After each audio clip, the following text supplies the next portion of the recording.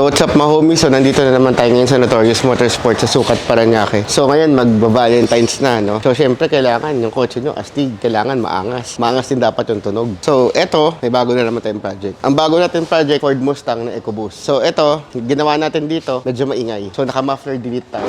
Tapos gumamit tayo ng HKS custom na muffler tip. Tapos nag-Y-pipe tayo. Ayan. So kung papansin nyo yan, pantay yan. Y-pipe. Naka-flanges yan. So syempre, 304 stainless ang ginamit natin. Tapos ito yung pinaka-resonator natin. So itong resonator, ito yung nag-serve ng pinaka-back pressure ng kotse natin. So tinanggal na natin yung mga muffler sa dulo kasi gusto natin medyo maingay. Pero pwede naman natin gawin yun dahil syempre turbo tong kotse na to. So ito, ilagay natin siya na resonator. Tapos ito na yung pinaka-pipings niya. Naglagay tayo ng flexible pipe para mabawasan yung vibration.